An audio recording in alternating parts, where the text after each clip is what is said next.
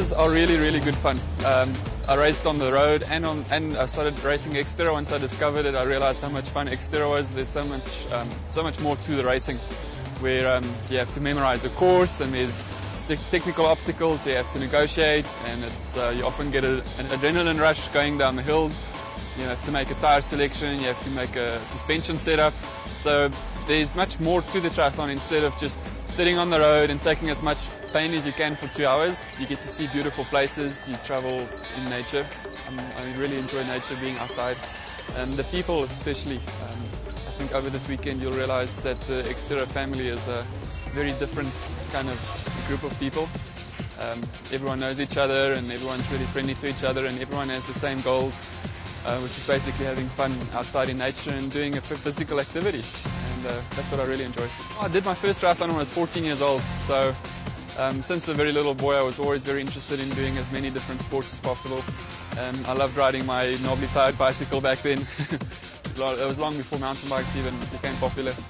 So I enjoy the outdoors, I enjoy the challenge, I enjoy being physical, training, and I never would have guessed that I'd be able to make a living from it. So now I'm a professional athlete and I can make a living from it, thankfully. Training is really important. You get born with a certain amount of talent, and the rest of it is either physical or mental. It's a balance between the physical and mental abilities, and also how much training you put into it. I typically train 25 to 30, maybe 32 hours a week. I'll do 16 or 17 training sessions in a week.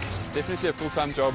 And then obviously you have to work on the technical skills. You have to make sure you've got the skills to ride off-road, which obviously involves falling and injury, coping with injury. I've had so many injuries this year. I've broken all kinds of bones, and I've fallen many times this year. So this year especially has been really, really tough for me.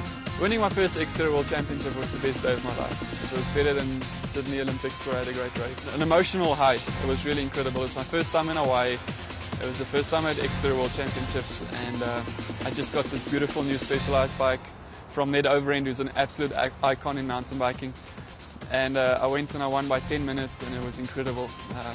I really realized then that this is where I belong. I discovered the sport that's really, even though it's not a huge, big sport, it's something I'm very passionate about and something I really enjoy. And I've never looked back since then. Conrad Stoltz doing what he does best. Nobody does downhill like Stoltz. Nobody. Not even in Llanos.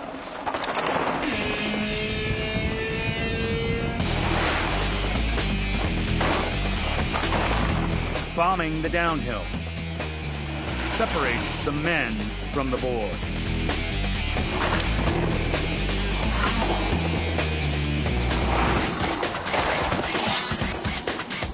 Is it hard staying at the top?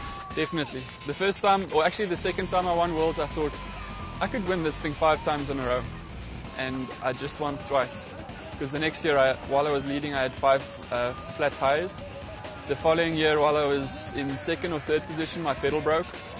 And last year, I was just not good enough. So in the last 5 years, I've had 3 hard years and 2 easy years, which shows that it's not always as easy as you think, and there's always different things coming into play. Every race can be so very, very different, and in the end, the guy who does well at all the races is the most versatile athlete. So training, you need to try and encompass as many different aspects to the race as you can. Obviously, you need to do research. Like I said, I've never been to Utah, but I was on the website and I was checking the weather channel and I was speaking to other people and I was looking at the altitude on the internet, trying to find out as much as I could about the course, and then I tried to simulate it where I am. I read it's a lot of climbing, so I'll do a lot of climbing in training, and I read it's at altitude, I can't do anything about it, you know. I think the key to being successful in your sport or in anything you do is being passionate about it. And the kids are passionate about activity and outside and having fun. So that's already there, and as long as you can grow the rest of it, having fun is the most important part.